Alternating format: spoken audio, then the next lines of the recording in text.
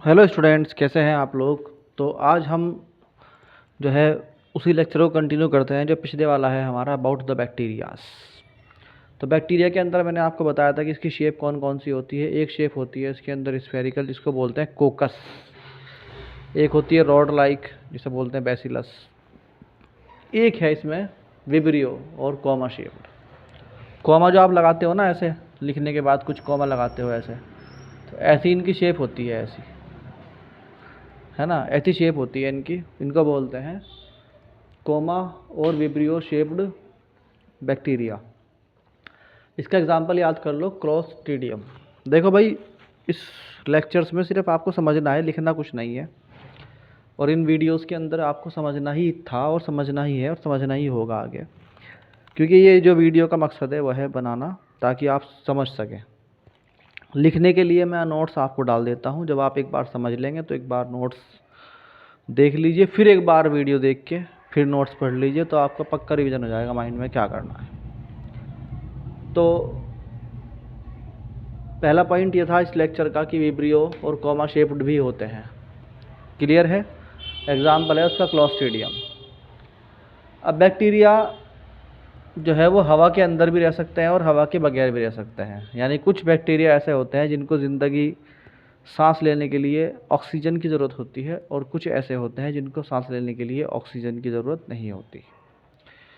तो जिन बैक्टीरियाज को सांस लेने के लिए ऑक्सीजन की रिक्वायरमेंट होती है उनको कहते हैं एरोबिक बैक्टीरिया। एरोबिक बैक्टीरिया जिसका एग्जांपल है माइकोबैक्टीरियम, आपके नोट्स में लिखा हुआ है। एक होता है एनएरोबिक बैक्टीरिया। ये वो बैक्टीरिया हैं जो बगैर ऑक्सीजन के भी जिंदा रह सकते हैं। इन बैक्टीरियाज में से एक एग्जांपल है क्लोस्ट्रीडियम।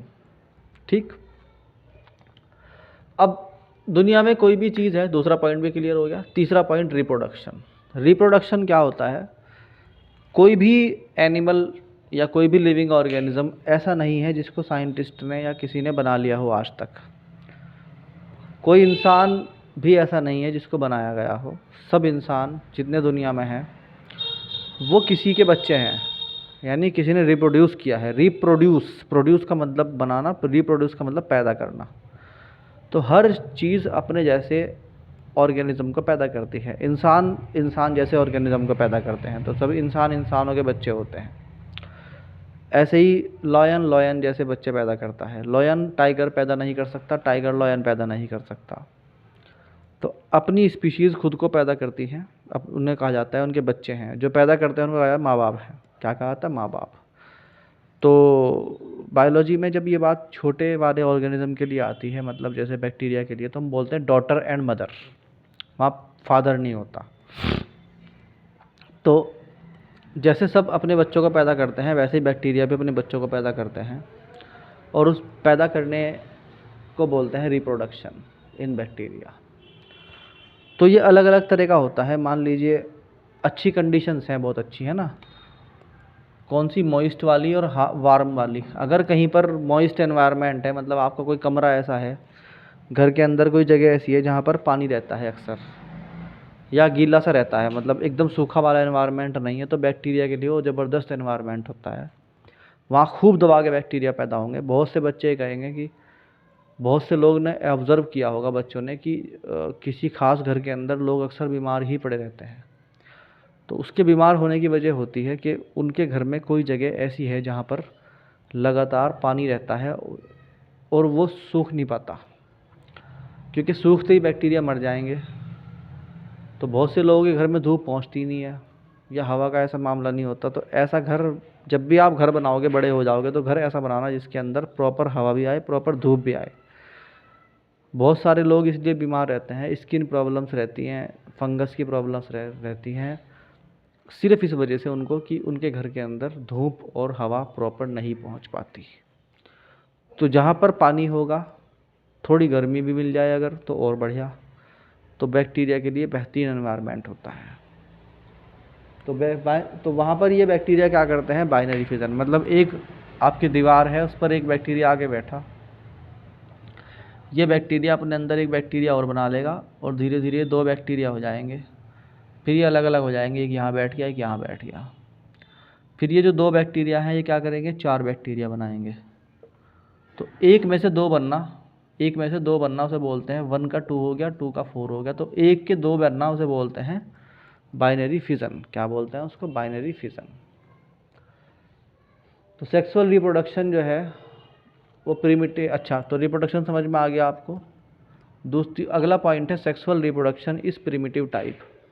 सेक्सुअल रिप्रोडक्शन का मतलब है कि 2 अलग अलग बैक्टीरिया आएंगे, एक बैक्टीरिया मेल होगा, एक बैक्टीरिया क्या होगा, फीमेल होगा, और आपस में इंटरकोर्स करेंगे और अपना फिर एक डॉटर यानी चाइल्ड पैदा करेंगे। इसको बोलते हैं सेक्सुअल रिप्रोडक्शन। सबसे पुराने जो बैक्टीरिया दुनिया में हैं, क्योंकि बैक्टीरिया नए नए बनते रहते हैं, मतलब वो बनते तो हज़ारों साल में हैं, बट हमें लगता है क्योंकि अब दुनिया में जो है वो करोड़ों तरह के बैक्टीरिया हैं, तो उनमें सबसे पहले जो बने होंगे उन्हें बोलते हैं प्रीमिटिव बैक्टीरिया।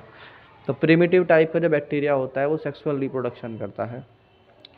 ठीक है, ये पॉइंट समझ में आया। सेक्सुअल रिप्रोडक्शन का मतलब पेरेंट होंगे 2, मेल फीमेल।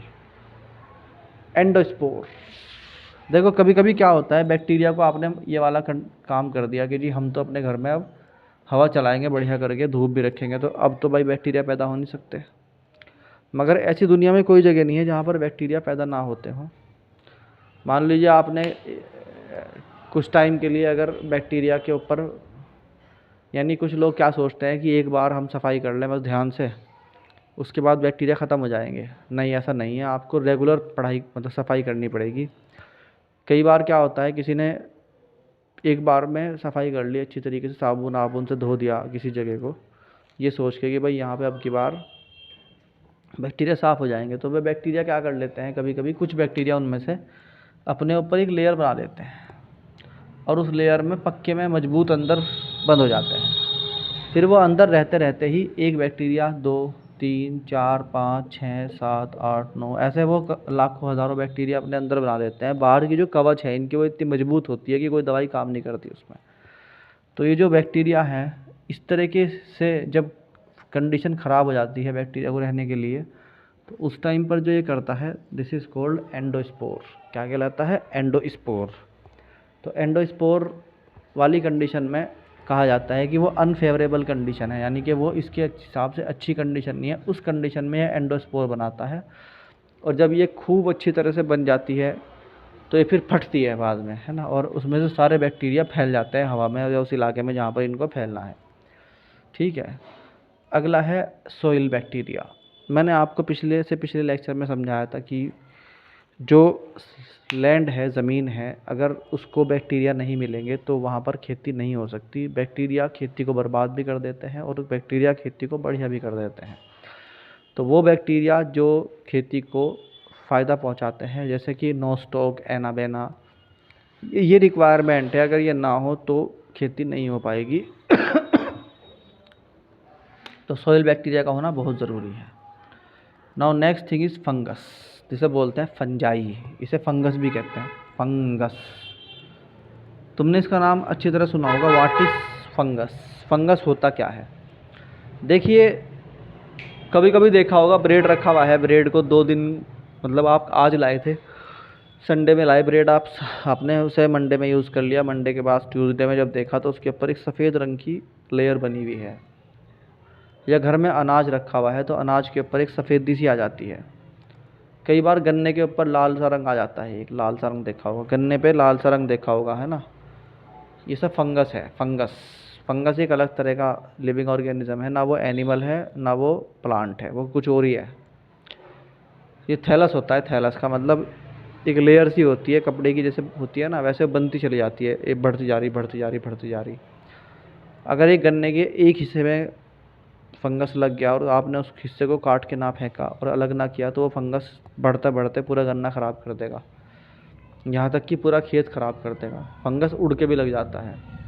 इसी तरह अगर आपने अपने फ्रिज में से उस ब्रेड के पैकेट को उठा के ना फेंका जिसके ऊपर फंगस लगा हुआ था, तो आपका पूरा पैकेट ख़राब हो जाएगा, जो सामान रखा हुआ है ना सब कुछ ख़राब हो जाएगा।